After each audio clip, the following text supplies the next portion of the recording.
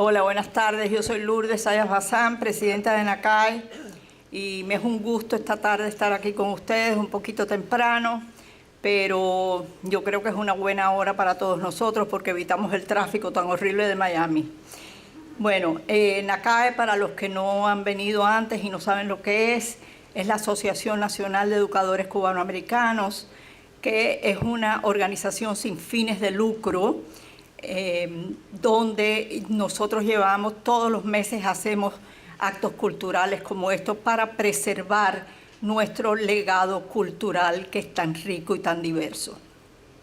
Además de esto tenemos lo que nos une hoy aquí, que es una beca, la beca Gastón Fernández de la Torriente, que entregamos una vez al año a un escolar que se haya distinguido en sus estudios. Y ahorita voy a presentar a la ganadora de este año. También tenemos una distinción honorífica para aquel profesor, educador que se haya distinguido también, y eso le damos por lo general lo hacemos en diciembre, es un mérito especial. Bueno, este año tenemos a Lulu Pérez. Lulu tuvimos una serie de estudiantes que optaron por la beca. Déjenme decirles que nos costó mucho trabajo decidir porque todos tenían muchísimos méritos. La verdad es que nos sentimos muy orgullosos, pero Lulu tenía unas características muy especiales. Además de ser una joven muy estudiosa, con unos recursos académicos y sobre todo de ayuda comunitaria que nos gustó mucho, yo le encontré que tenía una sensibilidad muy especial. Y yo quiero leer algo que ella puso que a mí me impresionó muchísimo. Ella me dice: como inmigrante china cubana, mis cenas familiares son más singulares que la mayoría. Mientras dirijo la oración en español durante la cena de Navidad, también comparto bendiciones chinas en Año Nuevo. En su viaje en el verano a China, dice ella que también saludaba a la gente a la manera cubana, con un fuerte abrazo acompañado de besos húmedos en la mejilla. Me imagino que estarían sorprendidísimos. Dice: no importa dónde fuera, veía la vida desde una perspectiva cubana. Esto a mí me impresionó muchísimo. Y con este fin todos decidimos en el grupo nuestro de la directiva de NACAE darle la beca a Lulu. Entonces yo quiero llamar a Lulu aquí para darle la beca, y además a todos los integrantes de la directiva, todos los de la directiva que vengan.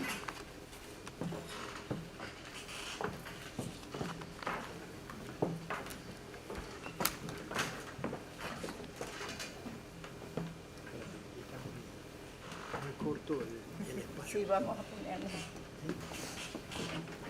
Cuidado. Pero que no tapemos, no vamos a tapar aquí. Acércate más ahora. No, porque está sacando la agua.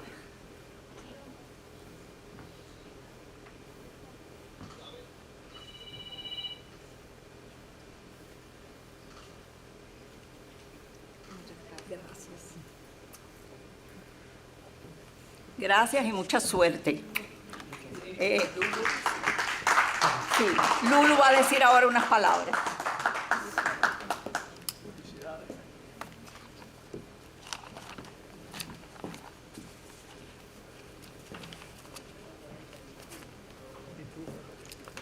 Muchas felicidades. Podemos abrir a Lulu.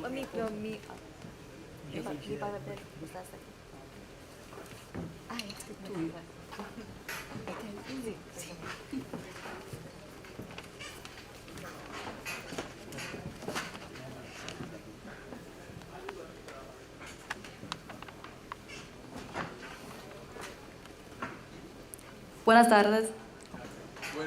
Buenas tardes. Es un honor para mí que estar aquí recibir esta beca y celebrar nuestra rica cultura e historia cubana. Está claro que no soy la típica niña cubana.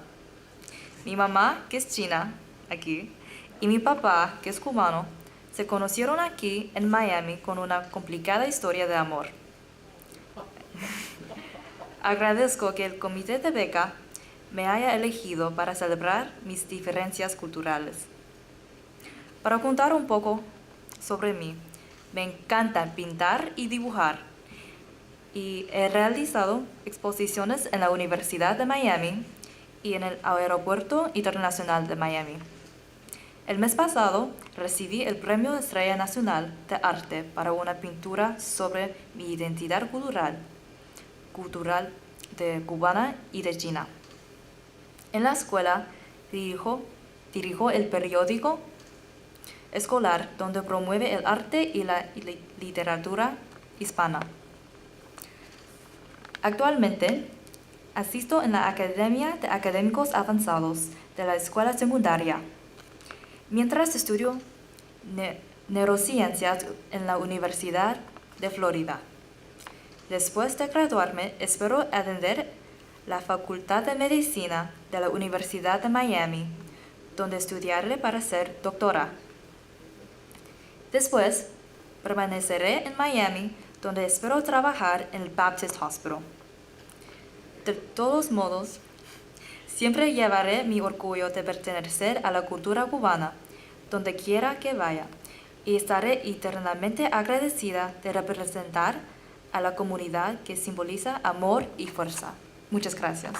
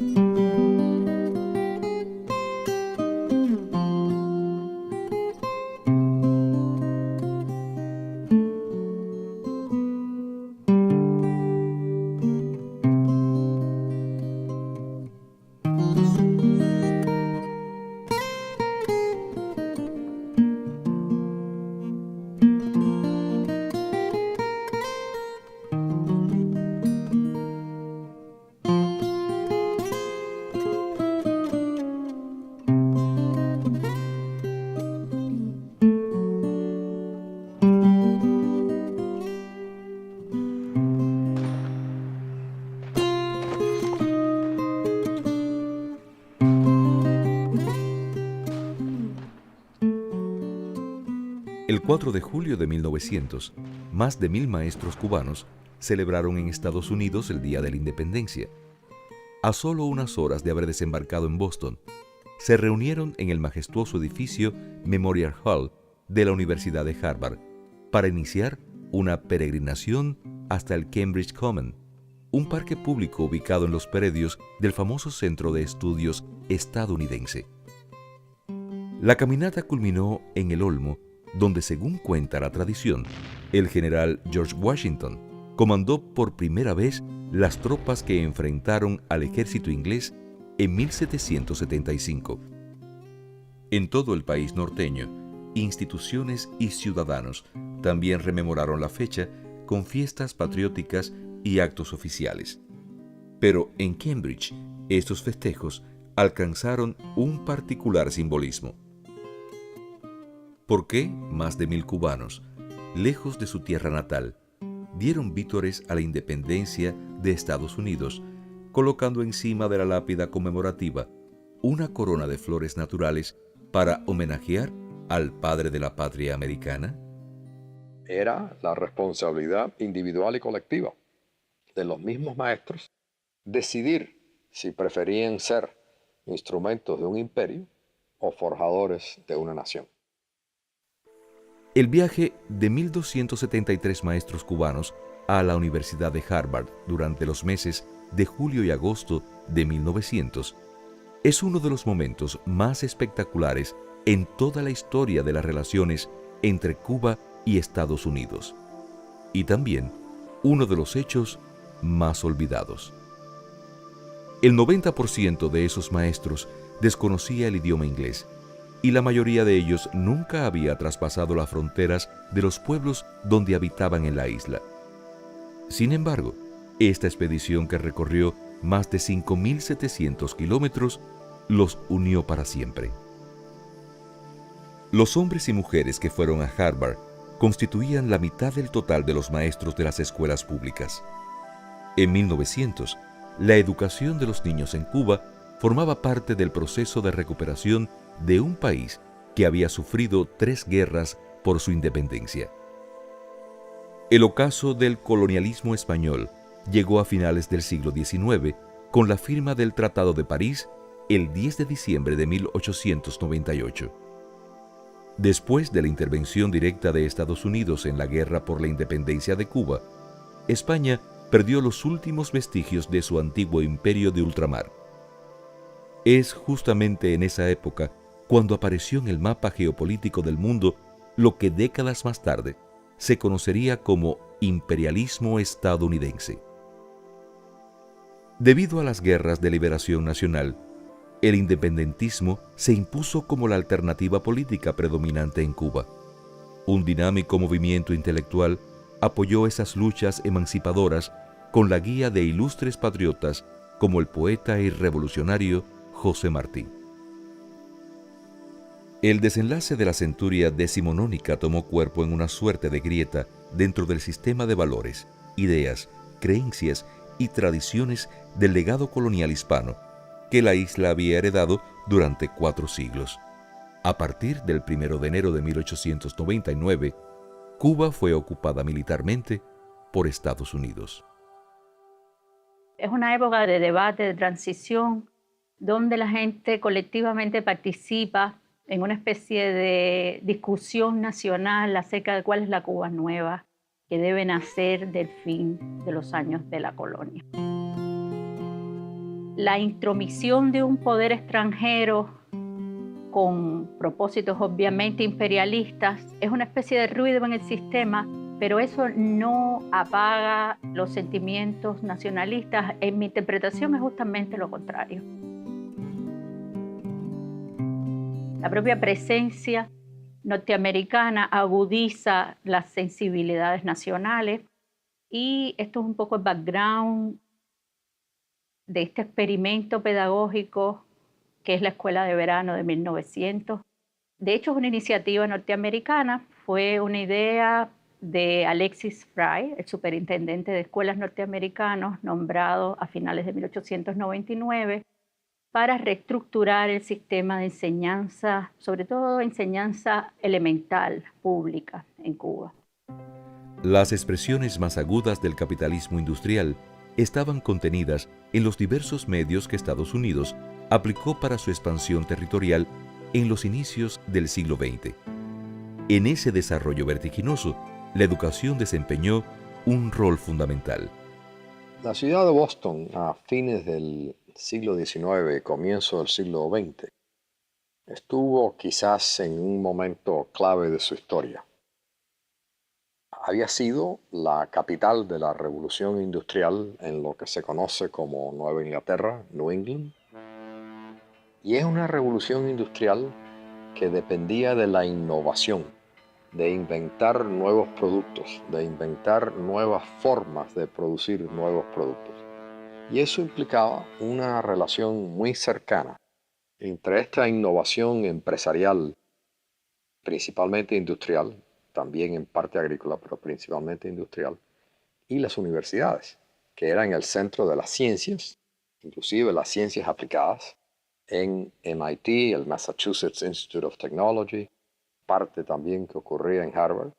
Y es en este momento de gran peso científico, tecnológico, de desarrollo económico, que Boston también se convierte en una ciudad de influencia intelectual general y que posee distintos egresados que van a cumplir un papel importante en la historia de Cuba. El gobernador militar de la ocupación, Leonard Wood, fue egresado de Harvard. El presidente Theodore Roosevelt, que había sido vicepresidente antes de eso, luchó en 1898 como uno de los Rough Riders. Harvard de alguna manera, y Boston en particular, combinaban lo científico, lo tecnológico, lo industrial, lo económico, lo intelectual y lo político. Estados Unidos era un país donde a inicios de la Guerra Civil había 4 millones de esclavos, que eran básicamente analfabetos, y el último cuarto del siglo XIX, en los años que se llaman de la era de la reconstrucción después de la Guerra Civil, el sistema educativo tuvo que asimilar a estos millones de personas que venían de la esclavitud analfabeta, más miles y miles de inmigrantes europeos que estaban arribando al país, y una de las prioridades entonces del sistema de educación era usar la escuela, sobre todo la escuela primaria pública, para formar ciudadanos imbuidos del espíritu nacional en Estados Unidos. ¿Dónde estaban los primeros laboratorios para el estudio de la psicología infantil? Si no era en Estados Unidos, con Stanley Hall. Y todos los maestros cubanos, los grandes pedagogos cubanos, van a estar formándose de una manera u otra al calor de estas experiencias. Por lo tanto, ir a Harvard, ir a Estados Unidos, poder compartir estas experiencias, era la manera más directa de poder hacerse de todo este instrumental, desde el punto de vista teórico, desde el punto de vista práctico, para poder después aplicarlo a la isla. Era aplicar a la isla.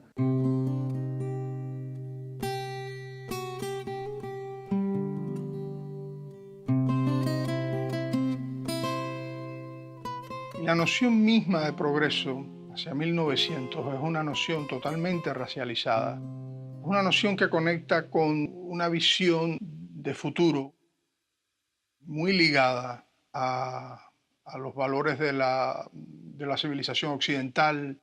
Progreso es París, progreso es Londres, progreso es Nueva York. América Latina en general, el Caribe y Cuba en particular son el antiprogreso. Son regiones del planeta que en la concepción del darwinismo social dominante en la época son regiones condenadas a ser en perpetuidad atrasadas, son regiones primitivas. Y esas deficiencias están ligadas y se explican fundamentalmente a partir de la composición sociodemográfica de la población de esos países. Para decirlo de una manera cruda, se explican fundamentalmente por el hecho de que las poblaciones de estos países están compuestas por los llamados elementos inferiores, es decir, poblaciones indígenas, poblaciones de origen africano y, lo que es peor aún en el discurso científico racial de la época, poblaciones altamente mezcladas. Quienes aparecen en el centro de esta fotografía, tomada el 4 de julio de 1900, son el superintendente de escuelas, Alexis Fry, y el presidente de la Universidad de Harvard, Charles Eliot, dos personas imprescindibles en el viaje de los maestros cubanos a Estados Unidos. Charles Eliot era una institución en Harvard. Él mismo era una figura importante del movimiento de reforma de la enseñanza en Estados Unidos. Y fue el presidente Eliot el que creó las escuelas de verano, pero Harvard no tenía enseñanza profesoral. Por otra parte, Fry era graduado de leyes en Harvard y poseía una intensa vocación altruista. Respondiendo a una petición de Eliot, entrenó a los voluntarios de la universidad que se ofrecieron para pelear en la guerra hispano-cubano-norteamericana. Al finalizar ese conflicto bélico, intentó sin éxito ser designado para brindar servicios en Filipinas. Quiero servir a mi país y también a los filipinos, escribe en una carta el 31 de agosto de 1899. Gracias a la mediación del presidente de Harvard ante Elihu Root, secretario de Guerra de Estados Unidos, Alexis Fry fue llamado por el general John Brooke, primer gobernador militar de Cuba durante los años de la ocupación, para que revisara el programa de estudios de las escuelas públicas, así como una ley de enseñanza que había sido escrita pero no firmada. El 2 de noviembre de 1899 fue nombrado superintendente de las escuelas de Cuba. En términos fríos, Fry era un funcionario de un ejército de ocupación y además de la tarea pedagógica que le interesaba, tenía una misión política que obedecer. No en vano, Root le dijo unas palabras que Fry recordaría una y otra vez. Evite cualquier apariencia de estar tratando de imponer algo a los cubanos. Gánese a la gente. En esta misiva fechada el 4 de febrero de 1900, Fry le informa a Eliot que estaba preparando un plan para llevar a 1,000 maestros en el verano de 1900 a Estados Unidos, con la ayuda de Ernest Lee Conant, quien había estudiado leyes en Harvard y ejercía como abogado en La Habana. Y en la visión de Fry, que después, como veremos, comparte el mismo Eliot, es la mejor manera de cambiar la imagen que de los norteamericanos se tenía en Cuba. El 6 de febrero de 1900, Fry envió otra carta a Eliot para saber si Harvard estaba dispuesta a acoger a más de 1,000 cubanos en la escuela de verano durante 6 semanas. 9 días después, Eliot le envió un telegrama que contenía una sola palabra: Yes.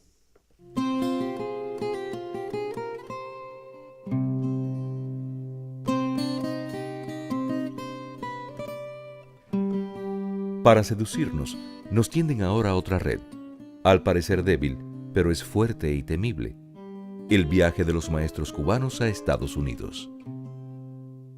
Estas palabras fueron escritas por uno de los grandes intelectuales de Cuba durante las primeras décadas del siglo XX.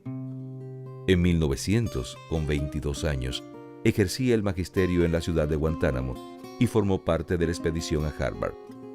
Su nombre era Regino Botti, autor de varios artículos testimoniales sobre el viaje, publicados en el periódico El Managüí.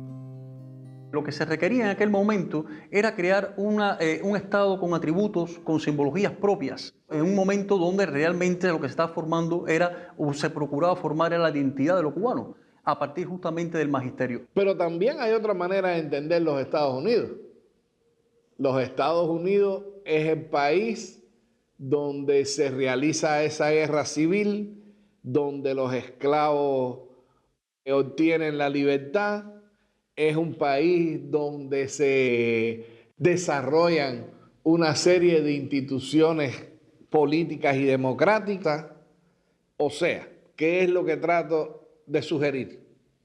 Que debió haber existido una confianza elevada, lo mismo, en esas autoridades de ocupación, que en el tipo de recibimiento que iban a tener en los Estados Unidos, que igual debió haber existido una confianza elevada en los intelectuales y políticos cubanos que ofrecieron su apoyo al viaje.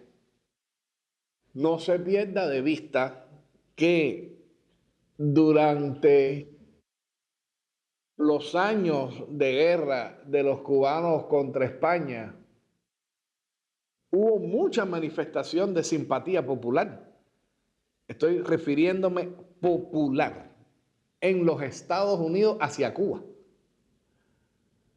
Entonces, hay mucho en juego ahí y había muchos elementos para que esas familias entendieran que esa era una gran oportunidad y que era parte de un gesto hermoso, sencillamente de amistad. La expedición de los maestros cubanos contó con la aprobación inmediata del secretario de guerra, el hijo Root, y del gobernador militar de Cuba, Leonard Wood, quienes le escribieron al presidente de Harvard expresando las utilidades que la excursión les proporcionaría a los maestros y al pueblo de Cuba. El 16 de mayo de 1900, el gobierno interventor distribuyó su circular número 9. En el documento fue publicada la convocatoria para el viaje de los maestros a Estados Unidos y además se explicaba cómo sería el proceso de selección. El proceso de selección fue un proceso de base donde los maestros de las escuelas propusieron sus candidatos y después los miembros de los consejos locales de educación hicieron una lista final, se la propusieron a Fry y la idea fue llevar maestros no solo de La Habana o de Santiago de Cuba, de las ciudades grandes, sino de cada pequeña población de Cuba en una especie de delegación representativa de las poblaciones locales, lo mismo de Occidente que del oriente del país. Los mejores maestros, aquellos que habían tenido mejores condiciones, mejores actitudes, incluso más tradición, más experiencia desde el punto de vista magisterial, son los que van a asistir. Aquí en Cuba se quedarían los maestros normalistas de verano, que en el caso de La Habana, por ejemplo, van a sesionar en el Teatro Irijoa, hoy Teatro Martí, pero en las diferentes provincias van a sesionar en diferentes lugares, bien en los institutos de segunda enseñanza, en los clubes, en las academias, y en todas estas iniciativas estaba lo mejor de la intelectualidad cubana. La organización del viaje se hizo básicamente entre marzo y junio de 1900. En solo 4 meses, Alexis Fry logró poner en marcha un complejo mecanismo informativo y logístico para que los maestros que vivían en pequeños caseríos muy alejados de las grandes ciudades cubanas cobraran sus salarios y pudieran tomar los transportes hacia los puertos de embarque. Paralelamente en Estados Unidos, los medios de prensa publicaban de manera sistemática extensos artículos sobre la visita.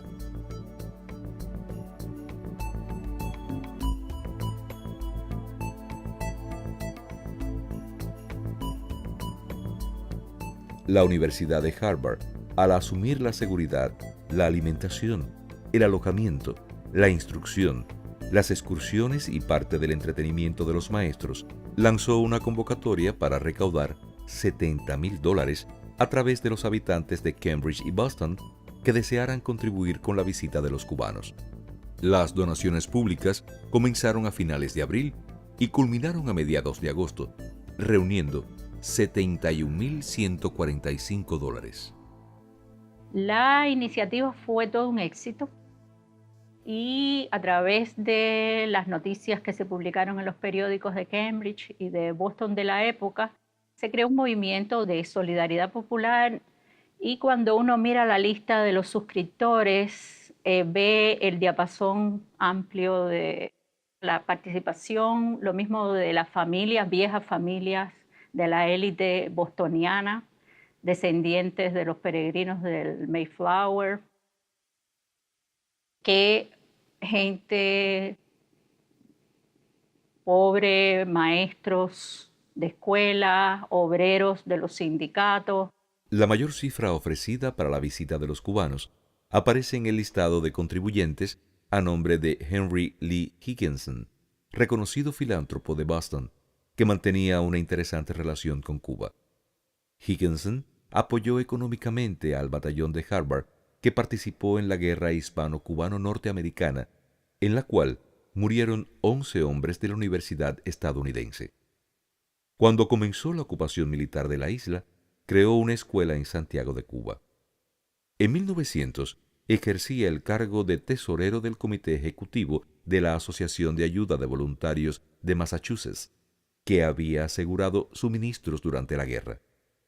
$20,000 que no se utilizaron en la contienda militar fueron donados por esa asociación para la visita de los maestros cubanos. Sin esa suma, la expedición nunca hubiera sido posible.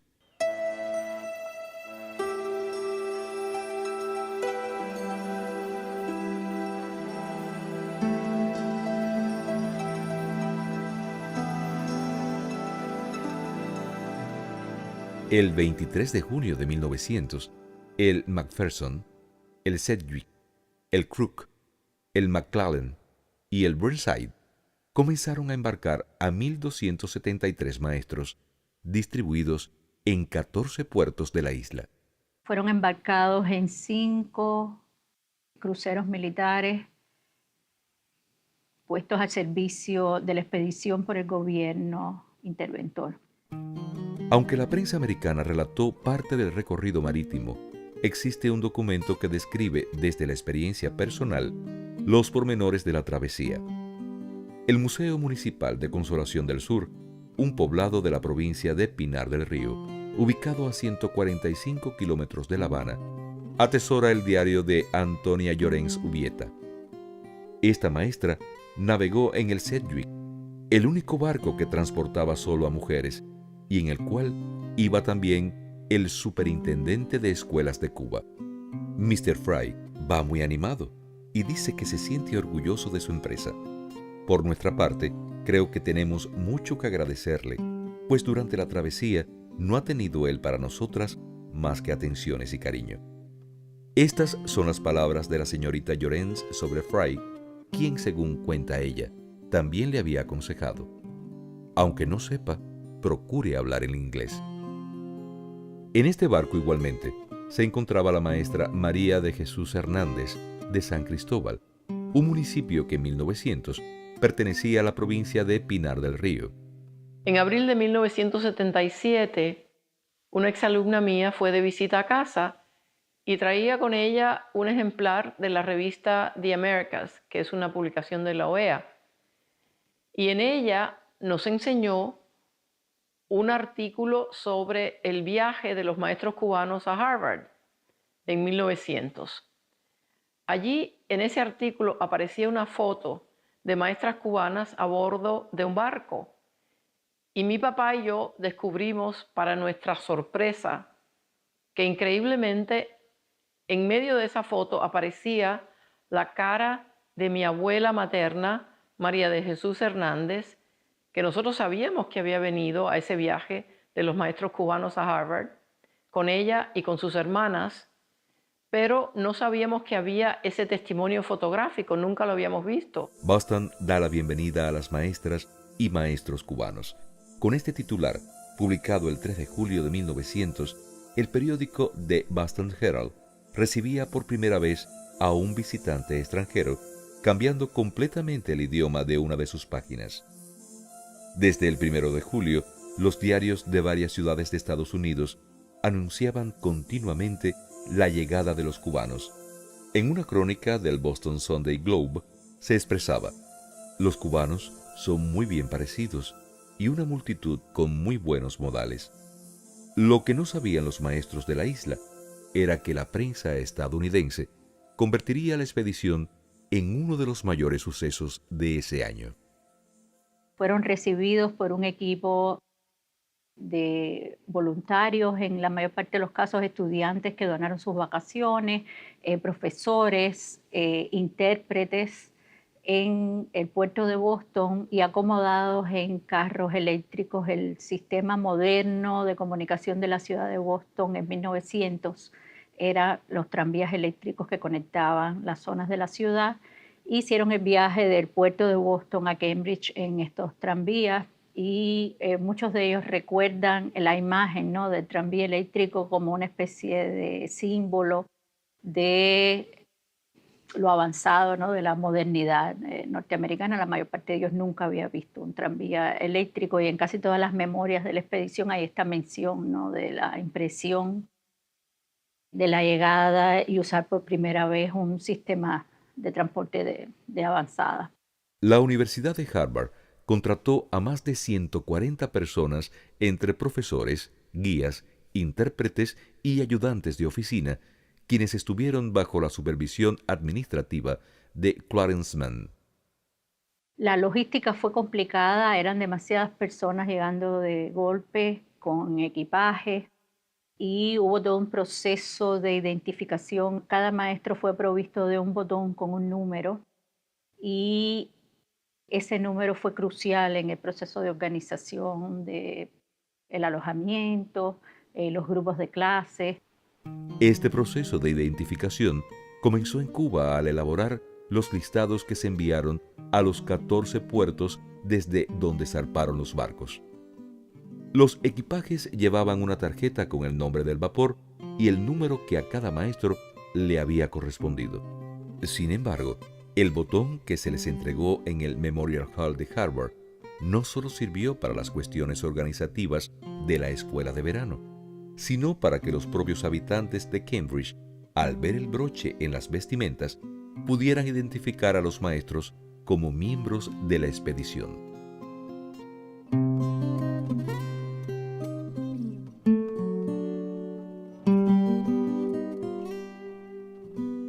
Cuando solo faltaban 2 meses para que los maestros de la isla desembarcaran en Boston, los estudiantes de Harvard tuvieron que firmar un permiso para que los cubanos pudieran utilizar sus dormitorios y todo lo que había dentro de ellos.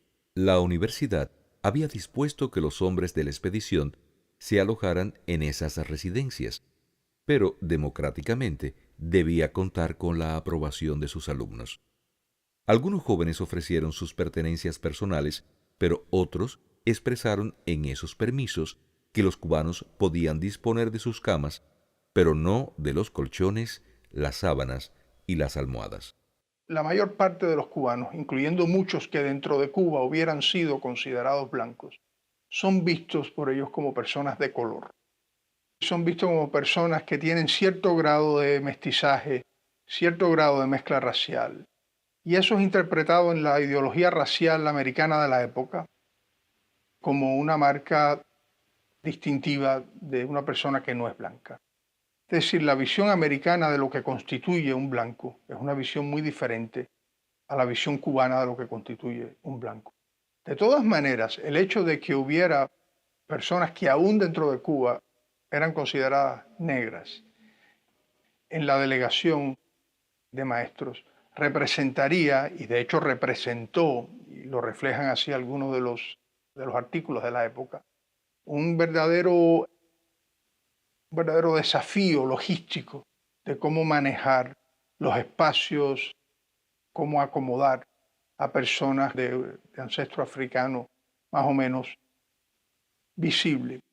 Y el hecho de que los estudiantes donaran sus propias camas fue también algo, a mi juicio, histórico y que debería de estar en los capítulos de la historia de la desegregación de la universidad.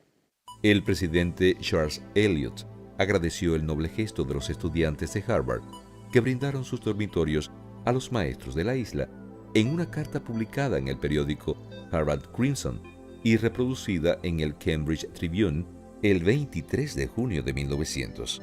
Sin embargo, una semana antes, en un discurso ofrecido en el Club Congregacional de Cambridge, Eliot se refirió a la preocupación de algunas personas que deseaban saber si los cubanos eran negros. Citando al superintendente Fry, Eliot aseguró que los cubanos eran de sangre española y el sentimiento acerca del negro era tan fuerte en Cuba como en Massachusetts. Además, informó que Fry había encontrado en la expedición alguna pequeña cantidad de sangre negra en 8 hombres y 2 mujeres.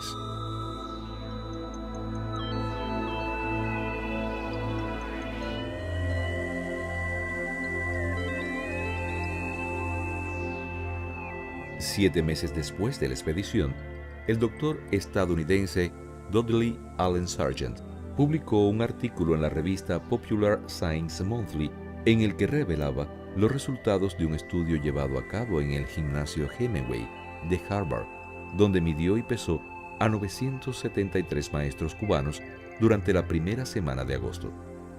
Según Sargent, solo el 2% de los varones descendía de padres con sangre mezclada, mientras que en ninguna de las mujeres había trazas de dicha sangre.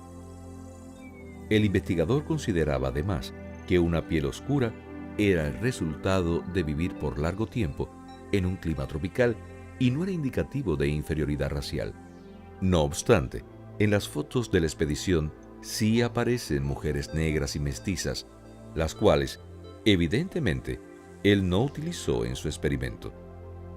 Esta ansiedad respecto a la cuestión de la raza fue sosegada por el nivel de empatía que generó la propia visita de los maestros, aunque otras tensiones también tuvieron que ser resueltas en el transcurso de la expedición. En aras de conservar las costumbres lejos de la tierra natal, las maestras fueron hospedadas en las casas de respetables señoras de Cambridge, Harvard también contrató otro servicio que llamó poderosamente la atención de los medios de prensa. 30 chaperonas, con un conocimiento básico del idioma español, controlarían el comportamiento de las mujeres cubanas en Estados Unidos. Compartían las casas, las acompañaban a las excursiones y de cierta manera controlaban la actividad social. En casi todas las casas había normas, los hombres no podían visitar hasta después de determinadas horas. Las maestras se quejaban de algunas chaperonas con una idea muy rigurosa de Nueva Inglaterra, de la disciplina, los horarios. Los prejuicios que tenía la prensa estadounidense sobre las mujeres de la isla no desaparecieron rápidamente con la llegada de las cubanas a Boston. El Cambridge Tribune publicó un artículo en el que se manifestaba que las maestras querían mantequilla en sus panecillos y muchas otras cosas como las personas civilizadas. Sin embargo, los organizadores de la expedición tenían otra visión de la mujer cubana, no solo como maestras, sino como pilares fundamentales en la construcción de una república en Cuba. En este contexto, Charles Eliot autorizó y elogió que las cubanas se reunieran con los clubes de mujeres de Massachusetts. La visita de un grupo de mujeres cubanas a Estados Unidos con estas maestras en Harvard significó un momento importante en la conformación sobre todo del movimiento feminista y sufragista en Cuba.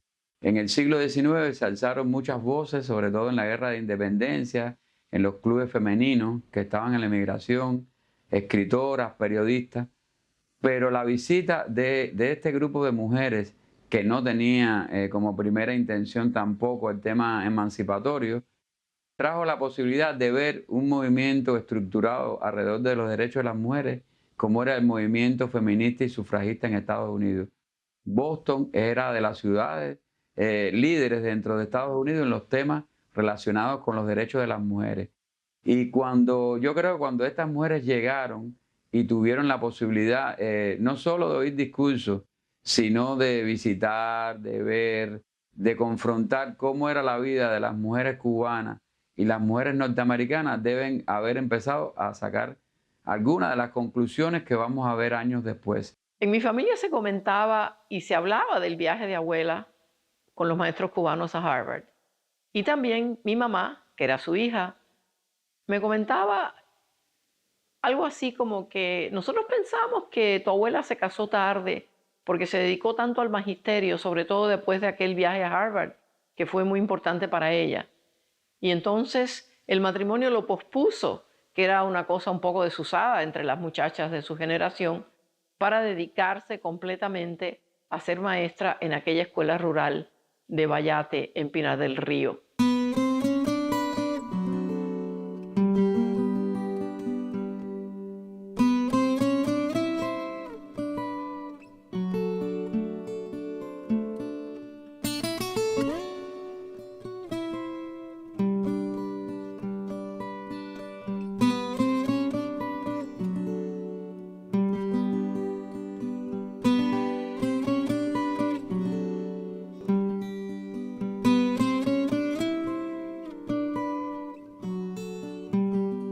La Universidad de Harvard es uno de los centros de enseñanza superior más importantes del planeta y el más antiguo de Estados Unidos.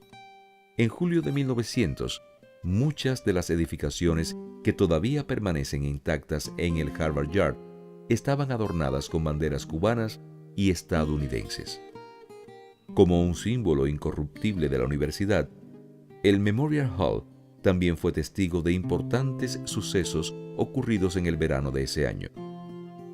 Construido para honrar a los hombres de Harvard que defendieron la Unión en la Guerra Civil de Estados Unidos, alberga en su interior el Teatro Sanders, lugar escogido por el presidente Charles Eliot para recibir oficialmente el 5 de julio a los maestros cubanos que participaron en la Escuela de Verano de Harvard.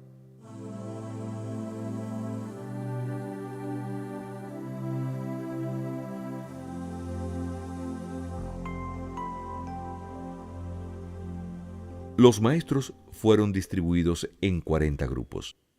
El programa de estudios diseñado especialmente para los cubanos incluía clases de geografía, historia de las colonias españolas, escuelas americanas, psicología, imitación y procesos aliados en la niñez, historia americana, kindergarten, Sloyd o trabajos manuales y bibliotecas públicas. El mayor número de sesiones fue destinado a la enseñanza del idioma inglés. Y solamente a la metodología de la enseñanza se dedican escasas horas, cuando era una realidad que estos maestros iban a Harvard a formarse desde el punto de vista sobre todo de la metodología de la enseñanza, que era donde existía la mayores carencias.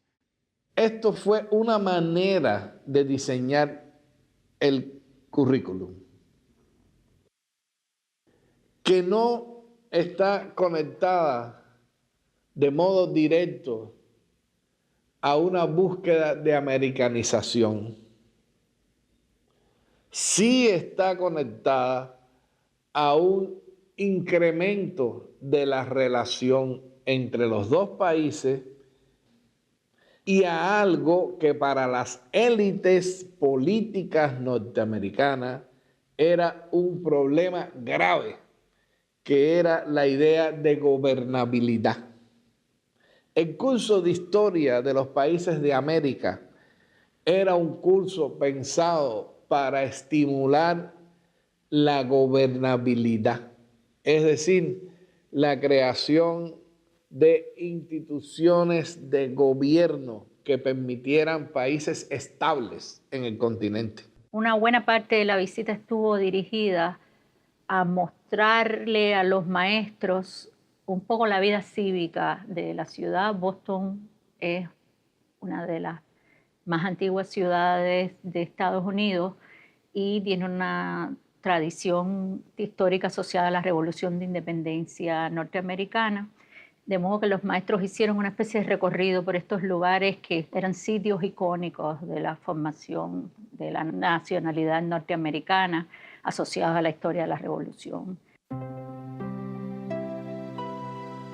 El programa de la Escuela de Verano de la Universidad de Harvard también incluía excursiones a Boston y Cambridge, con un marcado interés histórico, geográfico e industrial. Cada maestro podía disfrutar al menos de 3 recorridos semanales. Estas actividades se ajustaban al contenido de las clases recibidas y llegaron a ser muy anheladas por los cubanos. Sin embargo, los bailes ofrecidos en el gimnasio Hemingway fueron los más populares de la expedición.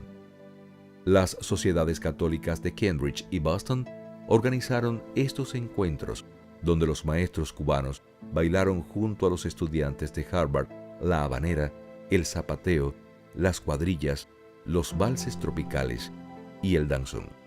El baile de moda de la época era el danzón, que estaba en su punto más alto de su popularidad, y el baile norteamericano de la época se llamaba two steps o 2 pasos, y había un contraste serio entre un tipo de danza y la otra. La cubana era reputada de sensual, los cuerpos estaban más cerca, mucho más melodiosa, mientras que hasta los mismos norteamericanos se reían que por contraste el two-step o el baile norteamericano de moda parecía educación física al lado de la sensualidad del danzón. Por supuesto hubo comentarios acerca de la cierta connotación sexual de la música cubana, pero fue igual una experiencia interesante.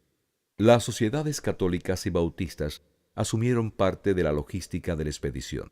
La iglesia de San Pablo en Cambridge ofreció servicios para los creyentes cubanos. Además, se habilitaron salas de lectura y escritura para los hombres en el Harvard Hall y para las mujeres en la Phillips Brooks House. También fue abierta una oficina de informes donde se notificó cualquier incidencia relacionada con la expedición, desde la enfermedad de algún maestro hasta la inconformidad con ciertos alimentos. Las mujeres comían en el Memorial Hall y los hombres en el Randall Hall, donde además asistían los estudiantes estadounidenses de la Escuela de Verano de Harvard. No obstante, Muchas de las recepciones brindadas por distinguidas familias de Cambridge competían con las cenas ofrecidas en Harvard. Por ejemplo, Alice Longfellow, la hija del poeta Henry Longfellow, reiteradamente invitó a los maestros a la casa de su padre. Resulta que los cubanos, una buena cantidad de los asistentes a esa tertulia, sabían recitar los poemas de Longfellow y hubo quien los recitó incluso en inglés. Y entonces empezó a producirse junto con esa expectativa, junto con esa distancia, junto con esa lejanía de quien observa al otro para ver si realmente es inferior o no, comenzó a producirse una relación colaborativa y comenzó a producirse un diálogo cultural. Lo cual también fue una experiencia de intercambio clasista, porque de estas viejas familias de Nueva Inglaterra rara vez tenían estas personas de origen popular invitados a su casa, pero fue una especie de moda que recorrió Boston. Todo el mundo quería tener a los maestros en su casa. Mucha gente en Cambridge o en Boston vio esta expedición como parte de la historia de una nueva Cuba que nacía y la gente quiso contribuir de cierta manera.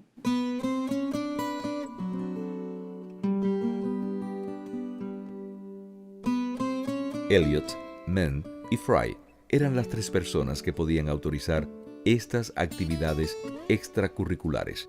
Las recepciones, reflejadas continuamente en la prensa, fueron quizás la muestra más directa del intercambio entre la comunidad cubana y la estadounidense.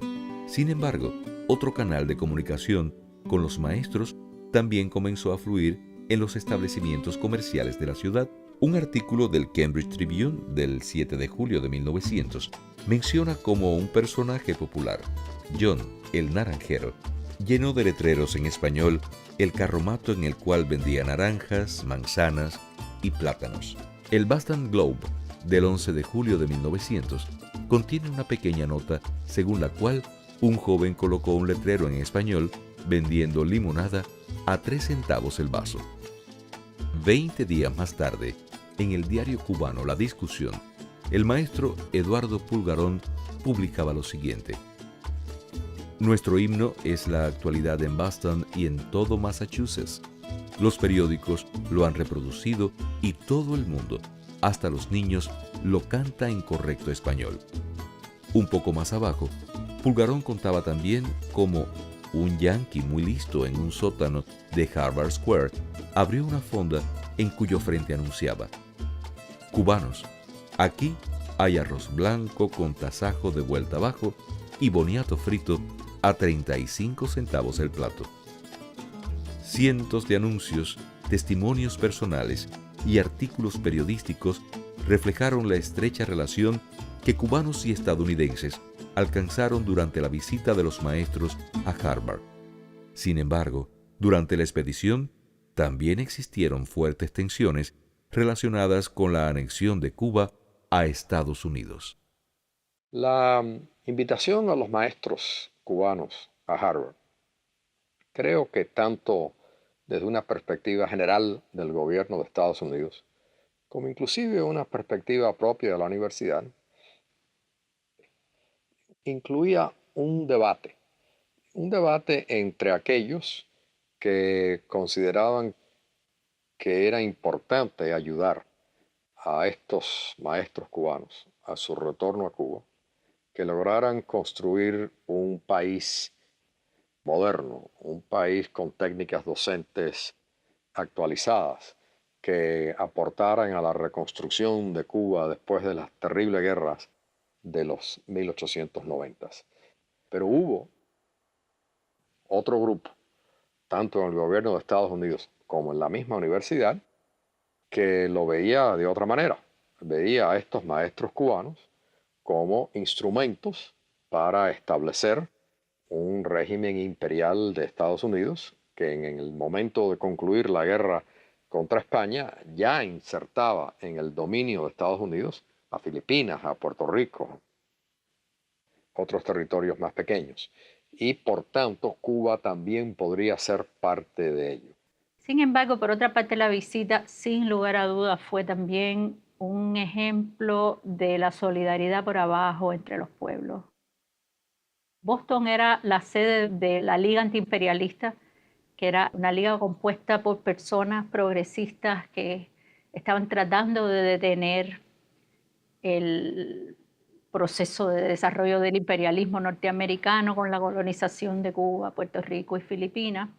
Era uno de los bastiones del antiimperialismo en Estados Unidos y probablemente esto está también en el background. Mucha gente vio esa visita no como un instrumento de americanización de Cuba, sino como un acercamiento entre los dos pueblos.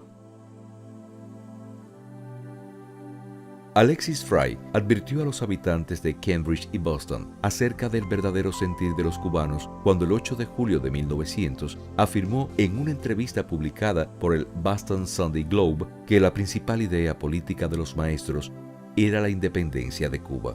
La expresión más clara del nacionalismo de los cubanos puede apreciarse en el libro de autógrafos firmado en la sala católica del Harvard Hall.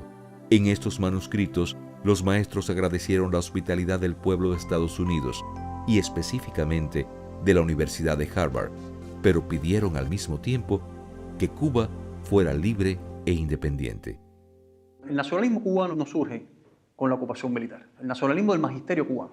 O sea, existe una tradición de magisterio en Cuba y existe una tradición fuerte de pedagogía cubana desde la etapa colonial. Si vamos desde José Agustín Caballero, pasando por Félix Varela, José de la Luz y Caballero, Domingo del Monte, José Antonio Saco y toda la playa de figuras intelectuales que se dedicaron al magisterio en la etapa colonial y que abogaron incluso por crear una escuela cubana y un pensamiento cubano, sin hablar incluso muchas veces de independencia, pero sí de una tradición y de una identidad de lo cubano, ya nos estamos dando cuenta de que estos maestros contribuyeron a la formación de generaciones posteriores.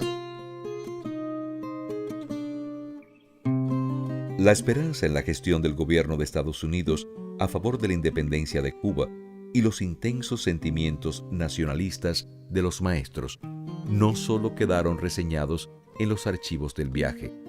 Banderas cubanas y estadounidenses aparecían unidas en cada acto oficial y los himnos de ambos países fueron entonados constantemente en varios escenarios, sobre todo en el Teatro Sanders del Memorial Hall. En ese auditorio, las sociedades católicas ofrecieron un gran concierto de despedida el 13 de agosto de 1900. Un día después, los cubanos prepararon un programa para homenajear a la Universidad de Harvard y a todos los que habían colaborado con la expedición. Como parte de la presentación, una copa de plata fue entregada al presidente Charles Eliot. Se confeccionó con las monedas de plata de $1 que los maestros recogieron como donaciones voluntarias. Estas monedas se fundieron, recogieron 500 monedas de plata de $1 y un poco la recolección formaba parte del propósito, ¿no? Que se hiciera la copa con lo que había aportado cada maestro.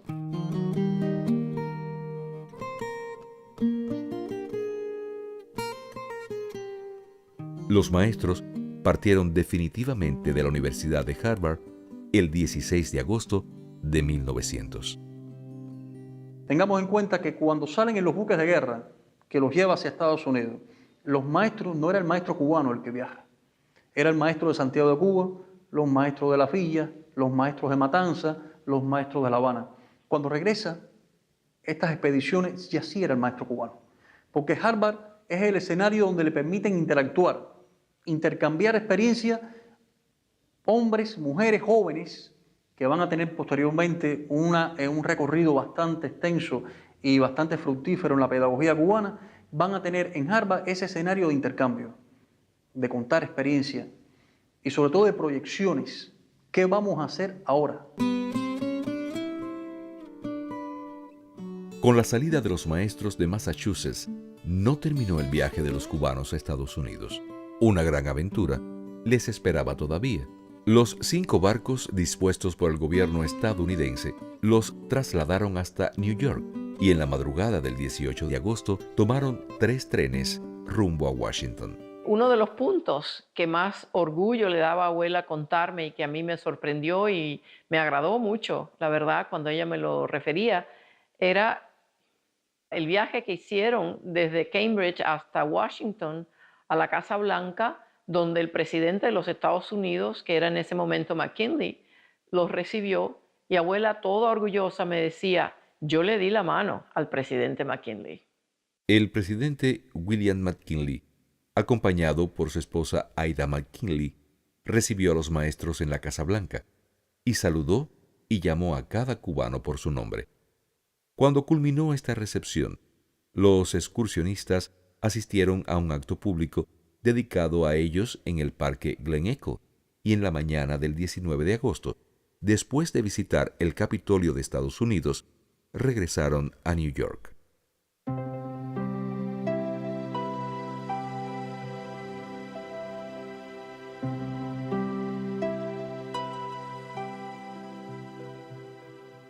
Muchos de los lugares visitados por los maestros en esta ciudad continúan cautivando un vertiginoso interés popular.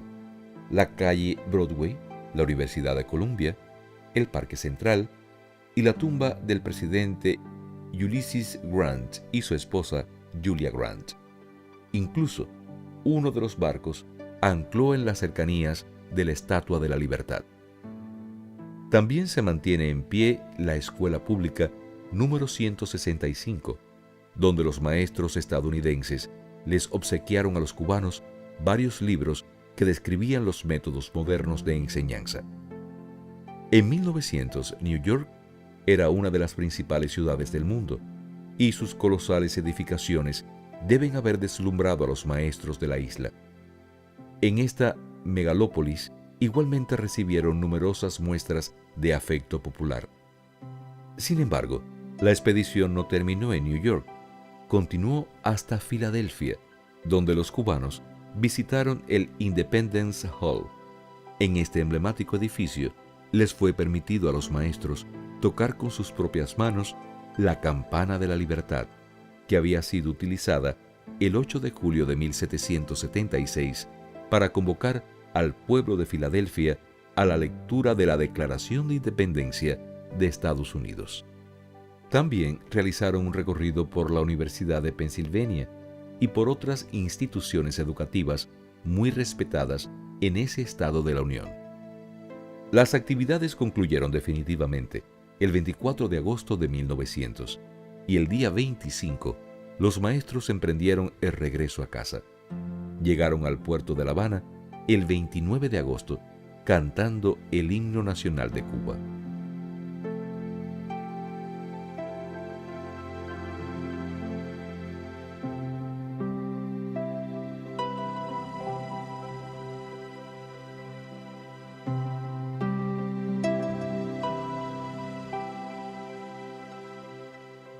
Durante la expedición de los maestros cubanos, la élite política de Estados Unidos no fue más lejos en sus ansias de anexar a Cuba debido a la solidaridad que el pueblo norteamericano mostró por la independencia de la isla, lo cual llenó de orgullo a los maestros. Alexis Fry, con sus acciones a favor de la educación, representó siempre a esas multitudes de su país que querían la soberanía de Cuba.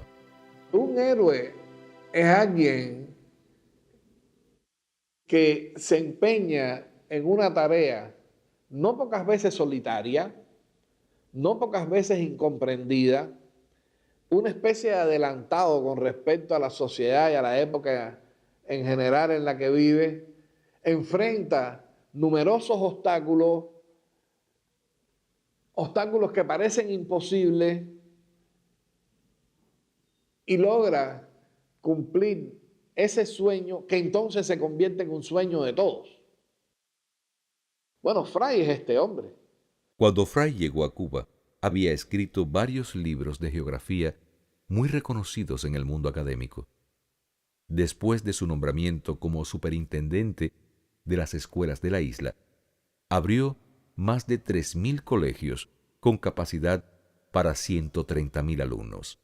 Los años que él sirvió en Cuba como superintendente de escuela, donaba mes por mes su salario al asilo de huérfanos en La Habana. Al principio fue odiado. Cuando uno mira los reportajes de la prensa, la primera reacción fue oponerse. ¿Por qué tenemos un funcionario norteamericano a cargo de las escuelas públicas en Cuba cuando debería de ser un maestro, alguien con contacto con la cultura cubana, con capacidad de comunicarse con los niños en español?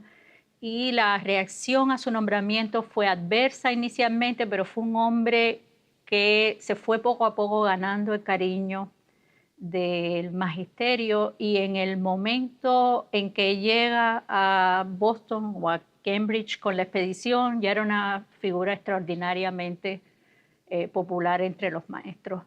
La gestión de Fry tomó un giro novelesco cuando comenzó la expedición a Harvard y las maestras que abordaron el Sedgwick en la ciudad de Cárdenas no fueron bien atendidas por el capitán del barco. Por razones de descoordinación, las maestras estuvieron muchas horas sin ser asignadas a sus camarotes, y eso creó una tensión entre uno de los oficiales del barco y Fry. Y en la interpretación de Fry, el oficial no respetaba lo suficiente a las mujeres cubanas y no les había dado el tratamiento que Fry pensaba que ellas se merecían. Y esto creó una tensión personal que terminó en un incidente. Se fueron a las manos y supuestamente Fry golpeó al oficial del barco. Esto después fue objeto de recriminación en la prensa y probablemente le creó a Fry problemas con Wood. En la correspondencia de Eliot, el presidente de Harvard, hay también mención a un incidente que fue visto como una indisciplina por los norteamericanos, pero como un acto de solidaridad con Cuba, y Fry un poco que se vio como una especie de caballero del honor de las maestras cubanas. Fry no encontró solo problemas a bordo del Sedgwick, también descubrió al amor de su vida, una señorita de Cárdenas que tenía 22 años y se llamaba María Teresa Arruebarrena. Alexis Fry en persona la ayudó a subir al barco y supuestamente le dijo a un amigo norteamericano que estaba a su lado: yo creo que me voy a casar con esta mujer. Lo cierto es que con motivo de la Convención Constituyente, cuyas sesiones comenzaron el 5 de noviembre de 1900 para redactar la futura Constitución de Cuba, el compromiso entre Fry y María Teresa se oficializó de una manera muy sui generis. Alexis Fry decide proponerle matrimonio a María Teresa y en una nota de humor le manda un telegrama diciendo: yo sé que usted no es anexionista, pero a mí me encantaría anexarme una pequeña parte de Cuba. Y ella responde en la misma cuerda: yo no puedo, no soy y no puedo ser anexionista, pero quizás consideraría aceptar un protectorado. En vísperas de su casamiento, Fry imprimió una copia del himno nacional de Cuba que fue distribuida a los alumnos de todas las escuelas públicas de la isla. Y el folleto se acompañó con una nota que en términos generales decía que Cuba es y debe ser independiente y que su destino no debe estar atado al de ninguna otra nación extranjera. Proviniendo del superintendente de escuelas nombrado por el gobierno interventor norteamericano, obviamente esta publicación de folleto no casa con la imagen del funcionario imperialista, es precisamente todo lo contrario. La boda se realizó el 1 de enero de 1901 en la Quinta Durañona de Marianao, en La Habana. Cientos de invitaciones fueron repartidas, la mayor parte de ellas a los maestros, colegas en el viaje a Harvard, y para garantizar que tantas personas pudieran atender la ceremonia, se alquilaron trenes desde las diferentes capitales de Cuba, de modo que el acontecimiento contó con la asistencia de más de 2.000 personas, fue reseñado en todos los medios de prensa y fue considerado uno de los acontecimientos sociales más relevantes del año 1901. Después de la boda, Alexis Fry y María Teresa Arruebarrena decidieron vivir en la ciudad de Highland, California. Cuando habían transcurrido exactamente 2 años de su nombramiento como superintendente de escuelas en Cuba, Fry le escribió a Charles Eliot para contarle que había nacido su primera hija, a la cual llamó Pearl Eliot. El primer nombre, Pearl, fue inspirado por Cuba, la perla de las Antillas. El segundo nombre, Eliot, mostró el afecto que Alexis sentía por el presidente de Harvard. Sin embargo, en esta carta, Fry también expresó la intensa tristeza que padecía debido a las injusticias que el gobernador militar de la isla, Leonard Wood, había cometido contra él. Fry y Wood tenían obviamente visiones distintas acerca del futuro de Cuba. Fry se inclinaba a las posiciones del antiimperialismo y de hecho es el único funcionario norteamericano que se casó con una nativa de Cuba. La publicación de folletos del himno nacional no ayudó obviamente a la relación, y a la altura de la boda ya Fry había renunciado debido a los conflictos reiterados con Wood. Esta fue una relación tensa y difícil de la que después se supo, porque en 1904 Fry testimonia en Washington ante el Senado acerca del carácter de la relación, las causas de su renuncia, y básicamente Fry decide intervenir en el Senado y dejar su testimonio público de los orígenes del conflicto y de las tensiones, debido a que él considera que Ruth había hecho declaraciones ofensivas al honor de los cubanos y a su propio prestigio como superintendente de escuelas. Ruth había firmado en un proceso relacionado con el ascenso de Wood en 1904 que el sistema escolar bajo el auspicio de Fry había funcionado mal por razones de desorganización, y acusa a los consejos escolares de no funcionar adecuadamente, de corrupción, en algo que Fry interpreta que es un cuestionamiento a la moral de las maestras. Ruth dice textualmente que en algunas maestras eran mulatas queridas de los presidentes de los consejos escolares, en una alusión a la baja moral de las mujeres, y Fry se siente impelido a hacer pública su protesta y a defender la moral de las mujeres cubanas. Fry y María Teresa se mudaron a Cambridge en 1902, pero 3 años más tarde volvieron a Highland. En 1911 se establecieron definitivamente en Redlands, California, y nombraron a su residencia Villa Cuba. Después de una vida entera dedicada por completo a la educación pública, Fry murió el 1 de julio de 1936. María Teresa vivió rodeada de sus hijos y nietos hasta que falleció el 26 de abril de 1973. Tenía 95 años. En los últimos momentos de su vida, olvidó el idioma inglés que había practicado durante 7 décadas en Estados Unidos y comenzó a hablar solo en español.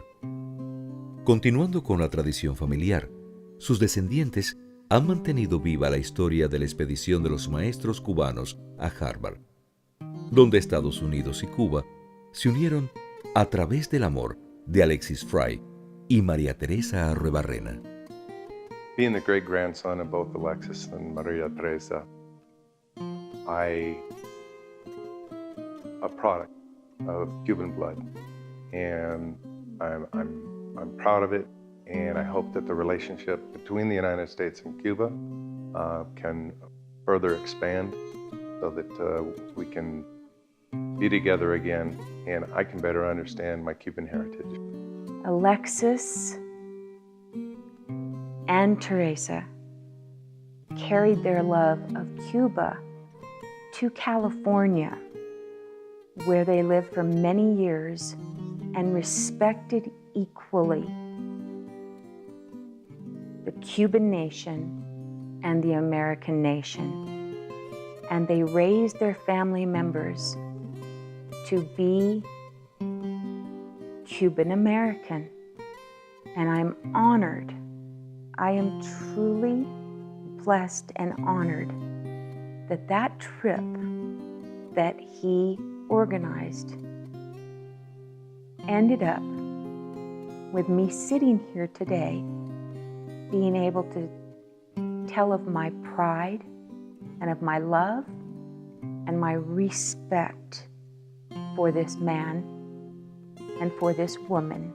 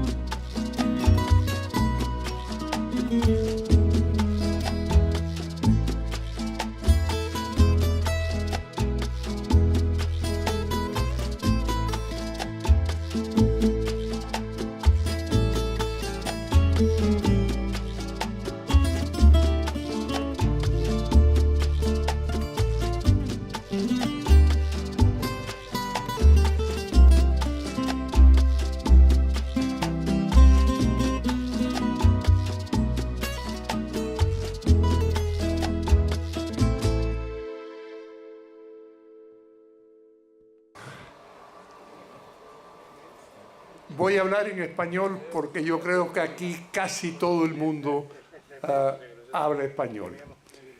Tenemos la grandísima suerte de tener con nosotros hoy aquí a uno de las protagonistas de este documental, Marisal Iglesias. Marisal. Yo quisiera que Marisal viniera para acá. Marial Iglesias, perdón. Marial. Yo soy de la primera generación de nombres inventados. Después de 59. El padre y la madre. Pero bueno, menos mal que no eres con la Y. No me cogió la Y. Marial le va a decir unas palabras, pero yo no sé si yo soy el único descendiente de personas que participaron. Mi abuelo, Rogerio Sayas Bazán, estaba en ese grupo y su hermana Lidia y un primo, Rafael Sayas Bazán, que también después fue superintendente de escuelas en Camagüey. O sea que yo tenía 3 familiares en ese grupo. Gracias, Eduardo. Así fue, de hecho, como entramos en contacto. Yo empecé en este proyecto en Cuba. Fue parte de mi tesis doctoral. Yo empecé a escribir un libro en los 90. Es la Cuba postsoviética, donde incluso desde Cuba se estaba intentando cambiar un poco la visión de la historia de Cuba escrita con la cosa del marxismo, el hombre nuevo, etcétera, etcétera. Y yo era una investigadora joven y decidí releer la documentación acerca de la relación entre Cuba y Estados Unidos, y mi tesis doctoral fue sobre la ocupación norteamericana de Cuba. El resultado de esa investigación después se publicó en un libro que se llama Las metáforas del cambio, y yo traté de leer la ocupación norteamericana desde abajo, cómo fue recibida por la gente normal, en vez de estar obsesionada con la enmienda Platt, Wood, cómo cambió la vida de todos los días con la electricidad, el teléfono, las costumbres, el intercambio, lo que ahora le decimos de people to people, ¿no?, entre las dos naciones. Y uno de los descubrimientos de esta investigación es que muchas de las cosas en el corazón del nacionalismo cubano se extendieron y se volvieron comunes durante la ocupación.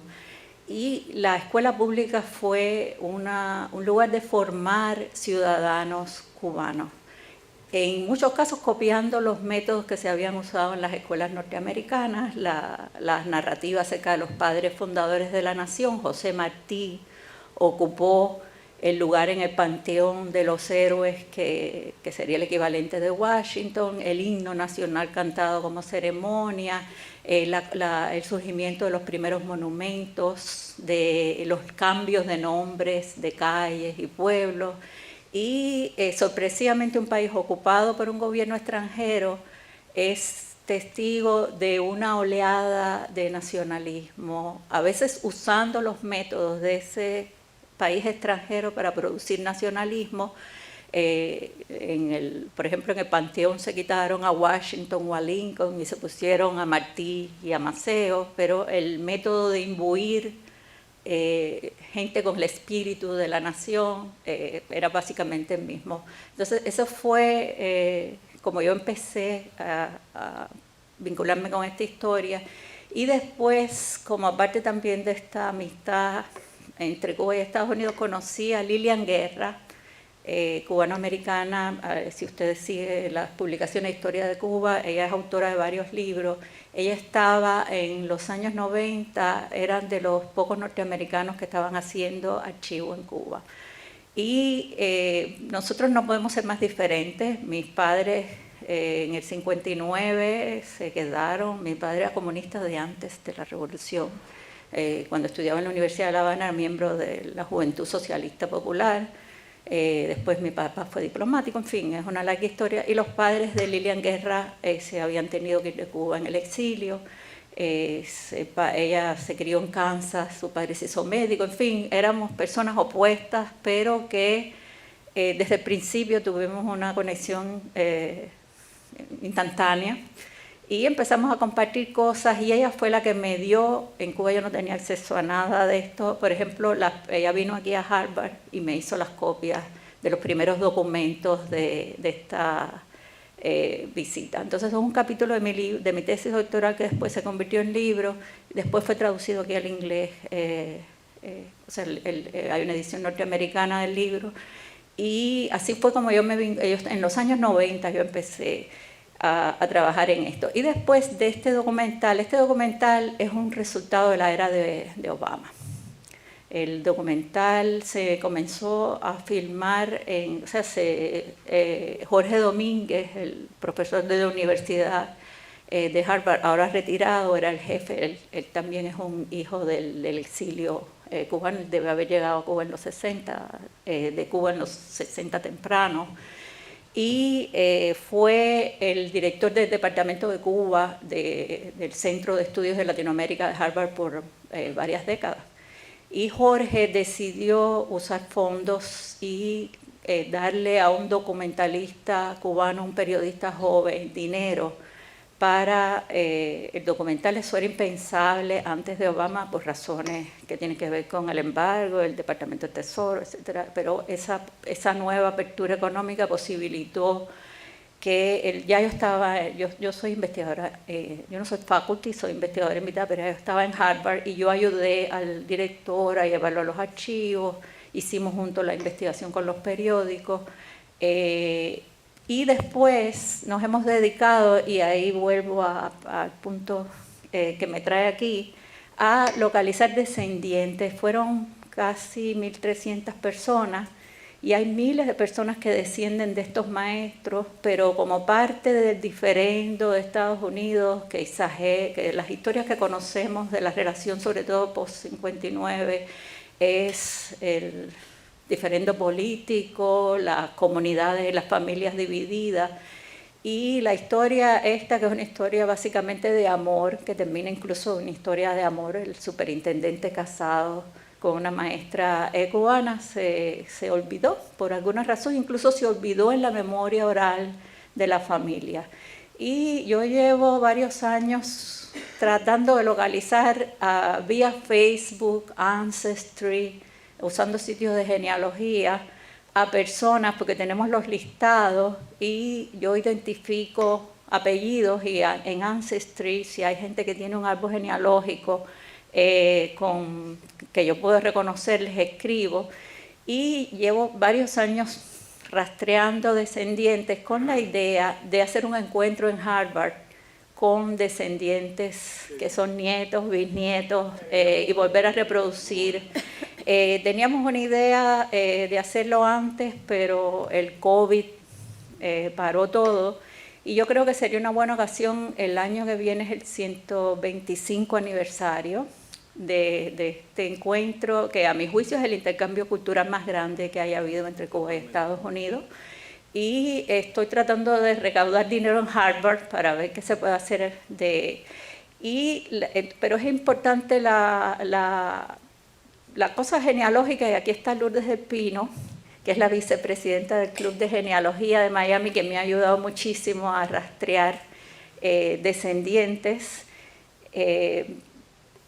Y es fascinante porque a veces las personas ni siquiera saben que la familia había estado en la escuela de verano, pero aún sin saberlo, cuando uno mira la historia familiar, hay 3 y 4 generaciones de maestros, padres e hijos que después se dedicaron al magisterio y cambiaron la vida esta expedición fue crucial para el surgimiento de un sistema de educación pública no segregado en Cuba, a diferencia en Estados Unidos. La educación pública nunca fue segregada. En la escuela privada sí, probablemente, pero no la pública, y hizo que miles y miles de niños que habían dejado de ir a la escuela debido a la disrupción de las guerras recibieran educación de buena calidad, fundada, pagada por el Estado, y eso cambió el acceso a la ciudadanía. La educación es clave, y cambió la historia de Cuba, a mi juicio. Y esto es la otra cosa muy interesante que no lo abordamos suficientemente, pero yo lo he ido siguiendo. Estamos trabajando en un sitio web que vamos a tratar de poniendo, la gente podrá descargar los documentos, los listados, las fotos. Gracias a este esfuerzo se digitalizaron cosas en los archivos de Harvard, Y ahora si usted desciende de un maestro puede saber en qué casa en Harvard se quedó, las notas que obtuvo, porque los documentos están digitalizados por los archivistas de Harvard. Otra cosa que fue impactante cuando uno lo mira en la distancia es la diferencia que hicieron las mujeres. Las mujeres eran más de la mitad de los maestros que viajaron, se reunieron con las feministas de Boston, y después cuando uno sigue la línea, muchas de estas maestras están vinculadas con las fundaciones del Partido Sufragista en Cuba, las mujeres que hicieron campaña por el voto, por la ley del divorcio, y son los mismos nombres. Hay varias, incluso en 1928 se estaba celebrando una gran convención panamericana en Cuba, era Machado el presidente, y el primer presidente de Estados Unidos que viaja a Cuba es Coolidge, y iba a estar ahí. Y estas maestras, hay una que fue la autora intelectual, se llama Julia Martínez, que había estado en 1900, llevaba 2 décadas vinculado con el feminismo y el sufragismo, y hizo como una especie de alianza con las feministas norteamericanas y irrumpieron en la reunión con banderas pro sufragio. Hicieron todo un espectáculo en el aula magna de la universidad en colaboración directa con las feministas de Estados Unidos. O sea que fue una relación que duró décadas, y cuando uno mira los nombres de las fundadoras del sufragismo en Cuba, están varios nombres de estas maestras que en 1900 estuvieron en contacto con el feminismo en Cuba. Entonces, yo creo que es una historia que se conoce poco. En Harvard la gente no sabía prácticamente nada. Y yo creo que es una historia de eso, de cómo no importa cuán grandes sean las diferencias por arriba en los gobiernos, la gente por abajo siempre tiene un common ground, que va más allá de la política y los políticos. Cuando este documental empezó a hacerse, eso era el punto de conversación, que es que hay una historia de Cuba y Estados Unidos que no es solo la del odio, la de la separación, la de la enemistad. Y esto es un buen sujeto, un buen tema para hablar de la relación entre los pueblos, entre la gente, que siempre más nada es en blanco y negro. Cuando Frei se apareció en Cuba, se le hizo una guerra total, era un gringo que venía a obligar a los niños cubanos a hablar inglés en la escuela. Así fue como se recibió. Y este hombre, a fuerza de, básicamente amor por la educación, se ganó el corazón de los maestros y terminó casado con esta cubana. Entonces yo quisiera llamar la atención. Aquí tenemos a Sara, que es Moreno, ella es periodista del Miami Herald. Y yo estoy con Sara, estamos hablando aquí de hacer esto público para que los descendientes se enteren que tenemos este proyecto. Las listas yo las hemos publicado online, están en una página de Facebook, o sea, uno puede ir ahí y mirar los nombres, y lo ideal sería encontrar mientras más descendientes posibles para hacer algo grande en el 125 aniversario y así fue como Eduardo y yo estuvimos en contacto. Eduardo, usted sí sabía, ¿no? Pero bueno, a mí me llamaron hace 2 años, Dani, y así fue como me enteré. Yo no tenía idea de que mi abuelo había estado aquí en el año 1900. No tenía idea. Pero quiero nada más que hacer un comentario. La tradición sigue, porque yo, que era abogado, igual que el señor ese que está aquí, que era abogado, nos hicimos maestros de español después en los Estados Unidos. Y yo ejercí por 35 años la profesión de maestro en los Estados Unidos.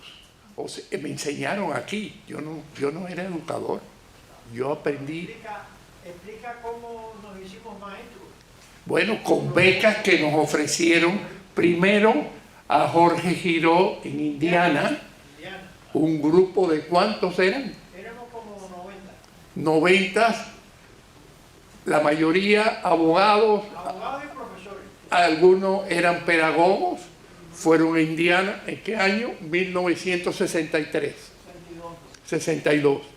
Yo fui en el 63 a Kansas con un grupo de 45 que nos hicimos maestros de español o bibliotecarios.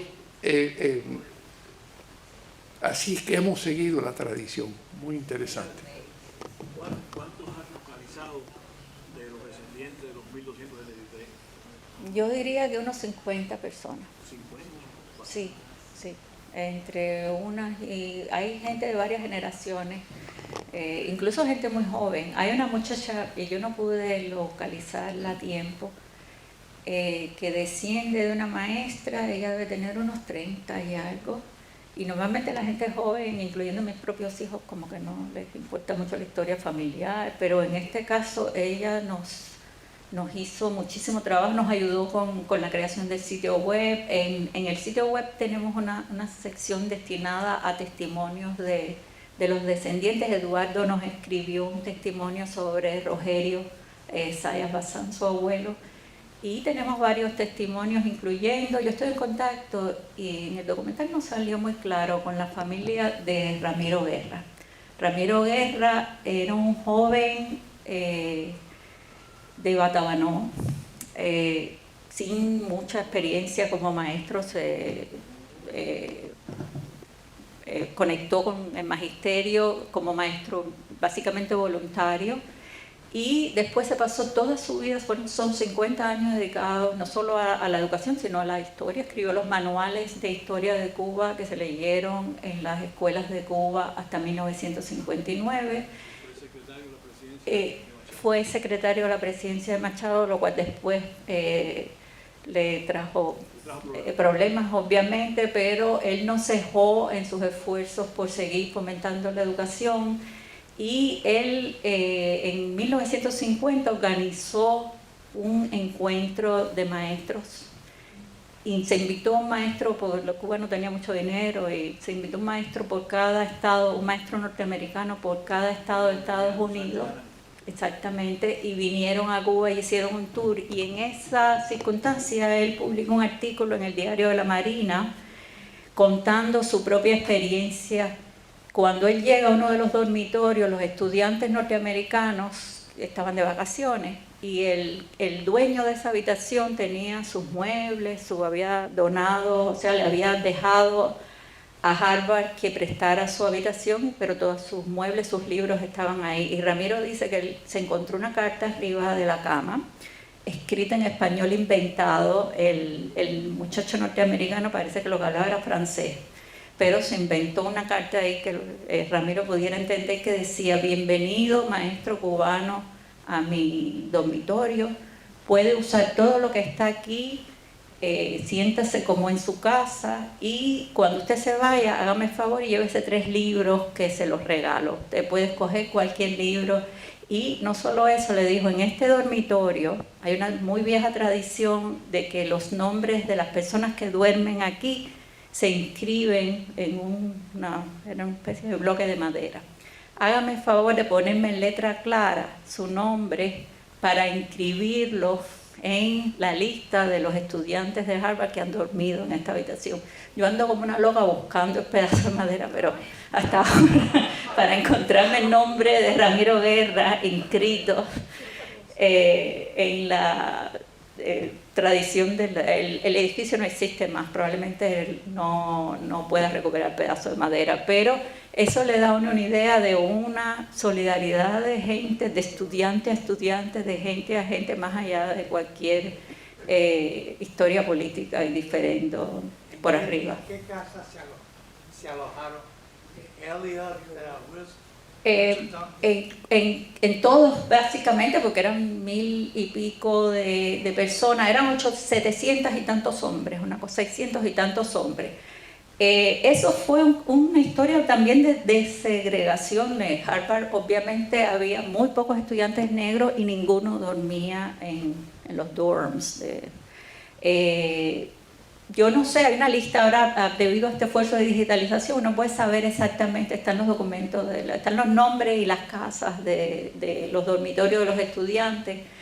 Y en el caso de las maestras se reclutaron diferentes casas alrededor de la universidad privadas, y las llamadas chaperonas, que uno tiene la idea que es una señora mayor, que no tiene conexión con la vida intelectual, no fue cierto. Muchas muchachas de Radcliffe, la escuela que en ese momento no pertenecía a Harvard, Harvard solamente tenía estudiantes hombres, pero era un anexo, Radcliffe era un anexo de la universidad, y una buena parte de las chaperonas eran o de Radcliffe, estudiantes, o de los colegios de alrededor de Boston, que son colegios de mujeres. Y entonces las maestras tuvieron oportunidad de intercambiar con jóvenes estudiantes universitarias que les ofrecieron una visión, ¿no?, de cómo una mujer puede tener una profesión, ir a la universidad.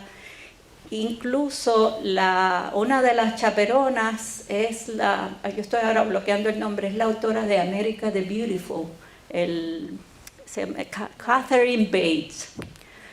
Si usted googlea America the Beautiful, yo no puedo cantar porque desentono, pero una de las canciones casi se volvió un himno nacional de Estados Unidos.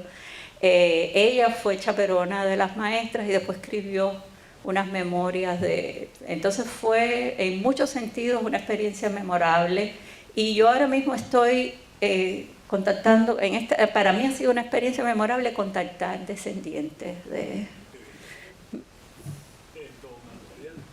Algo que tampoco se dice mucho, por muchos años la fotografía de Fry estuvo en muchísimas escuelas en Cuba. Sí, no, y hay un monumento en La Habana que nadie sabe quién es él. Esto es una historia, esto es una típica historia que se perdió en la memoria de la gente, de la memoria de la familia, en la memoria oficial. En la memoria oficial se entiende por la cosa del diferendo con Estados Unidos, todo lo que viene de Estados Unidos mal. Exactamente, pero le digo, hay un monumento que está ahí y nadie sabe, creo que están ahí, estarán. Nadie sabe quién es él, ni se le menciona, pero durante la República sí, en los archivos de Harvard están las cartas que mandaron después los maestros a Eliot, un álbum entero encuadernado con firmas de maestros. Cuando Eliot se retiró como presidente, Eliot fue el presidente de Harvard que estuvo por más tiempo, 40 años. Y cuando se retiró, los maestros cubanos les mandaron un álbum con buenos deseos, con firmas, hablando de la buena experiencia que habían tenido, lo agradecidos que estaban.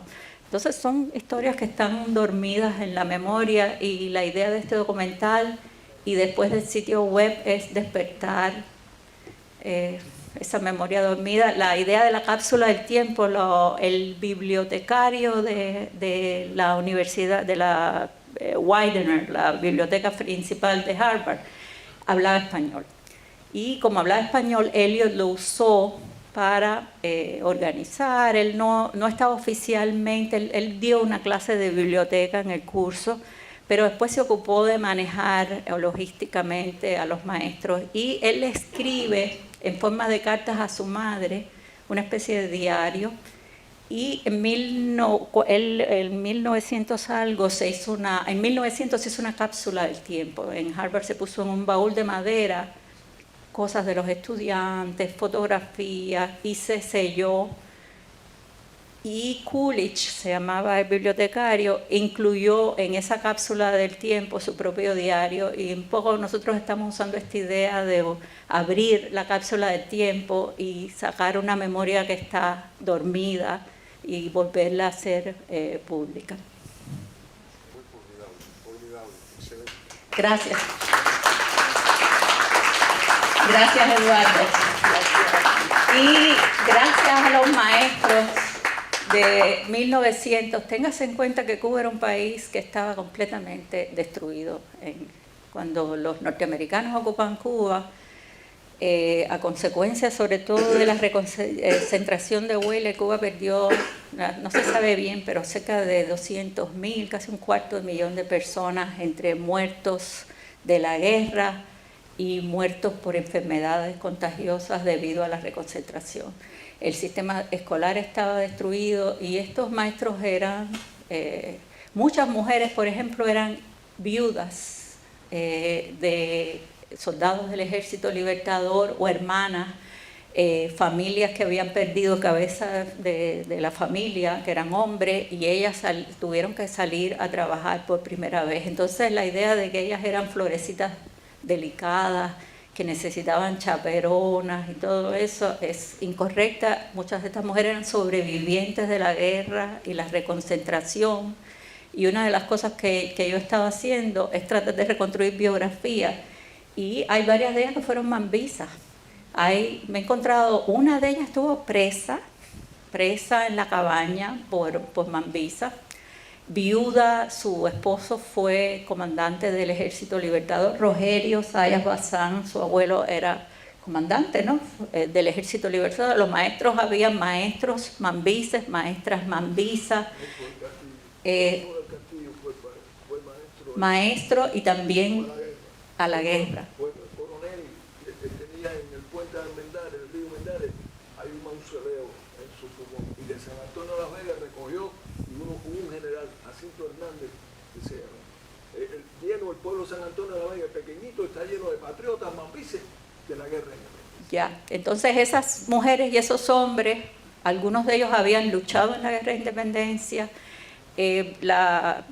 La idea de que no eran frágiles personas, sobre todo las mujeres, cada vez que yo reconstruyo biografías me encuentro que eran sobrevivientes, heroínas, y después se llevaron ese espíritu. Y muchas de esas maestras estuvieron enseñando durante años en escuelas pequeñas por ningún dinero, por amor a la patria, a la educación.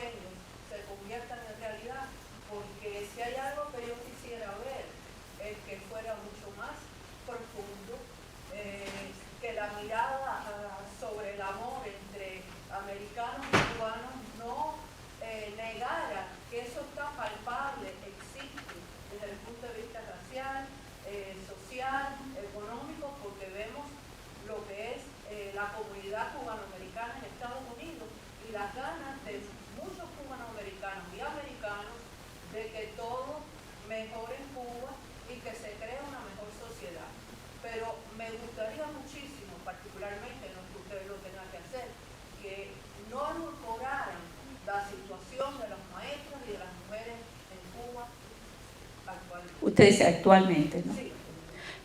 Primero, yo no creo que haya ningún documental en el futuro.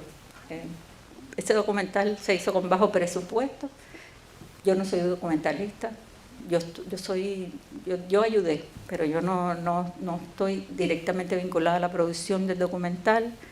Y yo ayudé al director con información, con mis contactos en Harvard. Pero yo no creo que haya otro documental. En el sitio web, sí, probablemente se puedan cambiar cosas.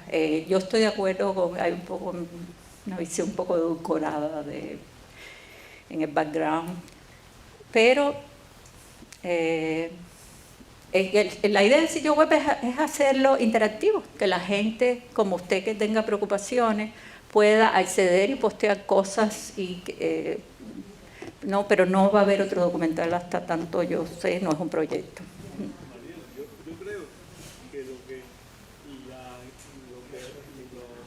hubo un principio en contra de Fry fue que es lo mismo que le pasó a Varela, Freddy Varela. Si lees la historia de Varela, Varela pasó por lo mismo, porque todo el que se enfrentó al verdadero imperialismo, que era el español. ¿Entiendes? Porque los Estados Unidos, la idea del imperialismo lo han creado los comunistas, porque Estados Unidos no es, yo no considero imperialista, ¿entiendes? Porque ¿cuántos países han dominado los Estados Unidos? España dominó mucho más que Estados Unidos, Inglaterra dominó mucho más que Estados Unidos. Entonces Barrera luchó contra eso mismo. Yo creo que Fry llega cuando acababa de terminarse la guerra y la influencia española era muy grande. Entonces, llegar los americanos, los españoles, porque por ejemplo, ¿por qué yo creo que Fidel Castro odiaba tanto a los americanos? Porque su padre, Ángel Castro, fue un soldado de Valeriano Weyler. Y desde que nació, estaba, no sabía eso. Desde que nació estaba inculcado por el odio a los americanos. Precisamente, perdona una cosa. ¿Por qué usted no coge el micrófono? No, yo tengo voz. Ya. Gracias a Dios. Mi impresión es que precisamente cuando usted me dice que eso se produjo en la era de Obama, hay una infección, un producto extraño que no era de la época. ¿Por qué? Porque nosotros yo tuve un abuelo, mi abuelo, cuando la guerra dejó a los hijos y vino para Carahueso. Inscribió a los hijos y después fue para Cuba. Encontró el país, la finca estaba destrozada completamente. Y ese mi abuelo hizo una escuela al lado. Y ese sentimiento no lo conozco. Esa palabra imperialismo en aquella época no funcionaba. Entonces, me parece que, a mi entender, se podría limpiar ese documento. Está muy bueno, pero es que la palabra imperialismo me parece que está todo a mi juicio. Por 65 años de comunismo. Bueno, yo discrepo, yo sí creo que hay un imperialismo norteamericano. Me da pena discrepar con ustedes, sí creo. Pregúntenle a los filipinos y pregúntenle a muchos puertorriqueños. Hay todo un proceso a los filipinos y a los puertorriqueños y a las personas en Cuba que combatieron la enmienda Platt durante 30 años. Entonces, por eso le digo, yo sí creo que hay Estados Unidos, en el momento en que ocurre esta visita, Estados Unidos, que había nacido de una revolución anticolonial, porque los Estados Unidos expulsaron a los ingleses, y la idea de personas como Fry era que un país que había nacido de un proyecto anticolonial no debería de replicar el colonialismo en otros lugares. Entonces había mucha gente opuesta a que los Estados Unidos ocuparan otros países más allá de sus fronteras, porque estaba en contra del principio de creación de este país. Y hay un debate en los medios de prensa y Cuba le debe la excepcionalidad. Hay 3 colonias, ex colonias españolas que pasan a manos de Estados Unidos: Cuba, Puerto Rico y Filipinas, y Cuba es el único de las 3 que obtuvo su independencia, con enmienda Platt y todo eso, pero obtuvo su independencia. Y eso se le debe primero al esfuerzo del potente nacionalismo cubano. En Cuba se hizo de todo en época de la intervención, desde manifestaciones públicas, lobbies en Washington, porque había una élite que ya vivía en Estados Unidos desde la época de la guerra de independencia, que cabildeó activamente en Washington. Pero si eso es imperialismo, el norteamericano, sin lugar a duda, yo creo que no hay otra manera de decirlo. Desde el año 25. Pero las historias no son en blanco y negro, y hay imperialismos y imperialismos. Si usted compara el imperialismo norteamericano probablemente con otros imperialismos europeos que tuvieron colonias en África, que se repartieron África como si fuera un cake, y Rusia, por ejemplo. Yo le digo a la gente, yo soy una hija de la Revolución Cubana, yo fui a una escuela que se llamaba Vladimir Ilich Lenin, y nos enseñaron ruso en lugar de inglés. Y nos lavaron probablemente el cerebro y qué sé yo. Y yo después terminé y estudié en la Universidad Estatal de Moscú, porque Cuba era una colonia de la Unión Soviética, del imperialismo ruso. Y cuando yo viré, sí, probablemente mi historia no... Se me nota. Pero déjeme terminar. Entonces, yo me di cuenta en Rusia cómo uno le puede lavar el cerebro a través del idioma, a través de la educación, a través de los lugares donde te mandan, de las cosas que te dicen. Lo primero que yo hice cuando regresé de Moscú fue decirle a mi padre, viejo comunista, tuve que decir, siéntate, pero viejo, te embarcaron. Esa idea de que aquello era un paraíso es mentira total. Y le digo, yo soy resultado de un experimento imperialista de colonización. El fundador del Partido Comunista fue Julio Antonio Mella. En el año 29, cuando fue a Moscú con Sergio Carbó, cuando regresó, dijo, aquello no sirve. Y terminaron matando a una y con un año Yo después, sé, sí, pero lo que les... Pero dicho esto, yo sí creo que decir que no hay imperialismo norteamericano no... Bueno, señores, ya aquí. yo creo que ya es hora de terminar este intercambio. Les agradezco muchísimo que hayan venido.